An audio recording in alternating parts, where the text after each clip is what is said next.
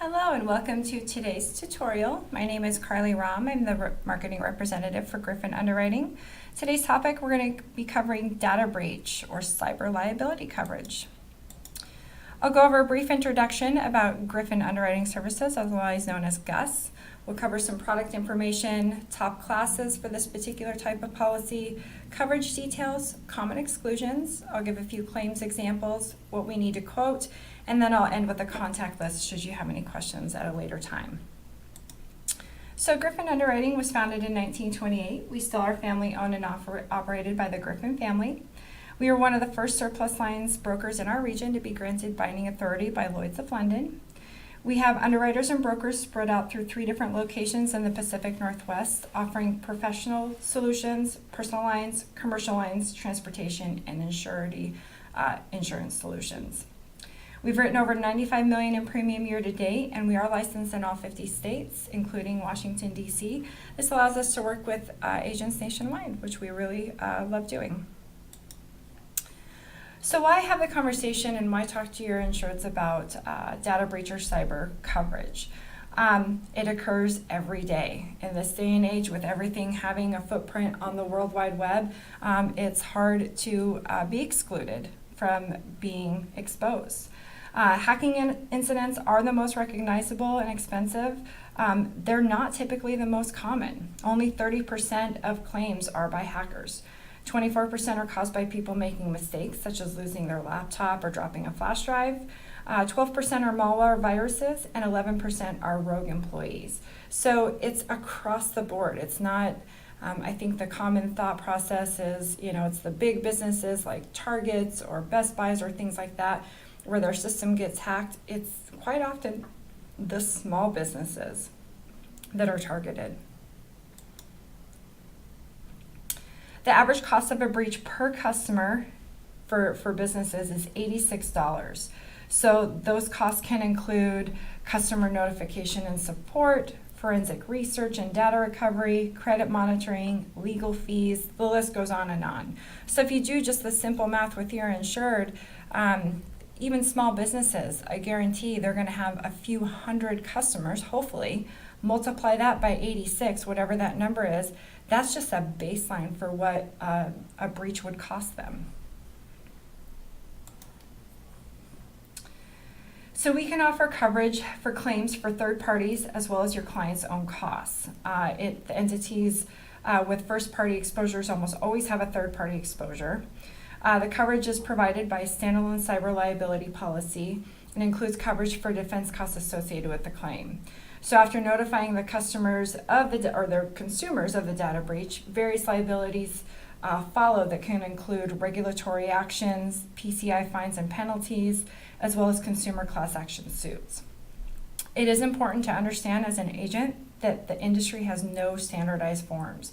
So our brokers are particularly diligent and educated. They're able to compare multiple carriers to provide the best terms, the broadest coverages at the most competitive pricing. So your job as the agent is to get the information to us. Our underwriters will work up a quote for the best coverage at the best premium price. So when we're talking about data breach, this can include cyber liability, privacy liability, media liability, privacy breach notification, system damage, system business interruption, as well as threats or extortion. Some top classes for this particular type of coverage. This is just a short little list. It's meant to really get your brains going in the direction of who to have a conversation with when it comes to talking to your insureds. As I said, it does not have to be a big business at all. Anyone who has any type of presence on the web has that exposure. Some highlights for this particular type of coverage: we can offer third-party coverage. It covers liability that arises out of unauthorized use or unauthorized access to electronic data or software within the network or business. $600 minimum premium for $1 million of coverage, $2,000 for medical, $2,500 minimum retention. Policies are typically written on a claims-made basis, and we can offer limits up to 10 million. Within our brokerage department, we can go higher than that. We've written this type of policy for well into 100 million. We also can offer first party coverage. This covers retrieving, restoring, or replacing any of your programs and or data that has been lost or damaged. As far as defense cost goes, it's typically included in the limit. It can be written outside the limit, however. There is a cost coverage for public relations. And some optional coverages, we offer business interruption, data restoration, triple bureau credit monitoring services, as well as website media liability coverage. Common exclusions for this particular coverage can be found in the main policy form, as well as listed within the endorsements.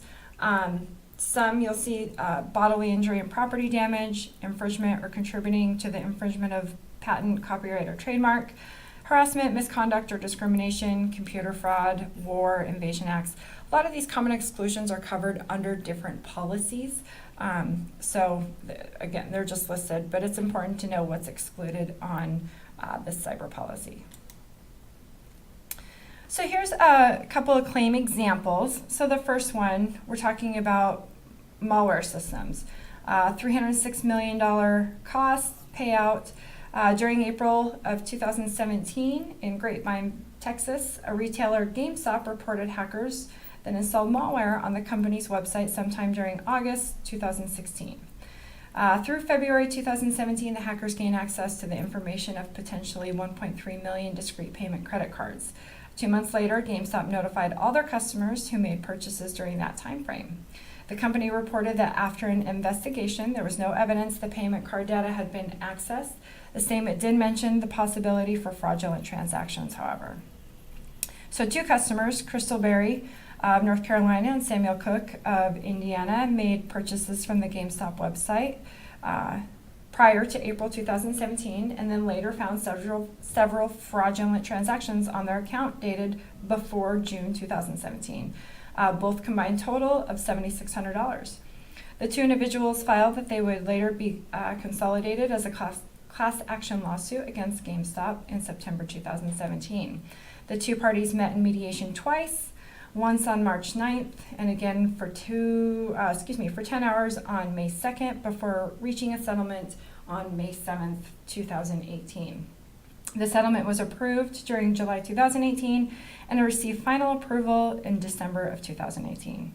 The 2 class representatives will receive $3,750 each, with attorney's fees and costs totaling over $557,000.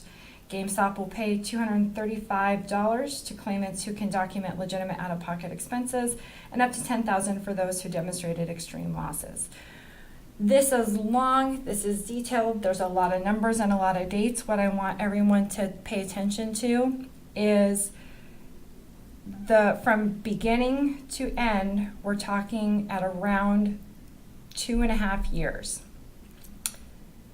The total for actual fraudulent acts is very small.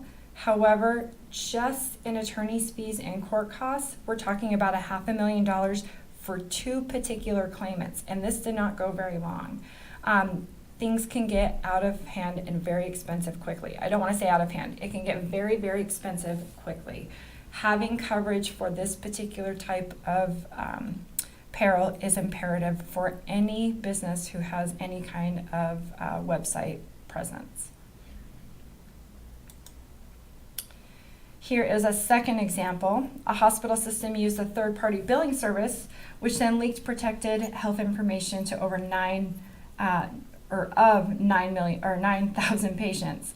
So from November 2011 to June 2012, a Florida-based advanced care hospital enlisted the service of purported representatives of a medical billing company, Doctors First Choice Billing Inc. It was later discovered that though the individual used the Doctors First Choice name and website, this was done without the company's consent or knowledge. In addition, ACH never formally signed a HIPAA-mandated business associated agreement with the individual.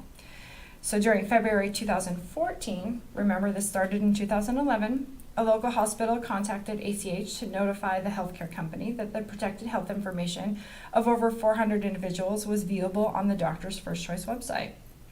This information included the names, the addresses, social security numbers, and dates of birth for the parties. ACH contacted First Choice and asked the billing provider to remove the information. On April 11, 2014, ACH contacted the Health and Human Services Office for Civil Rights regarding the breach and reported only 400 individuals were affected. A supplemental review conducted later that the year found that nearly 9,000 additional individuals may have been affected.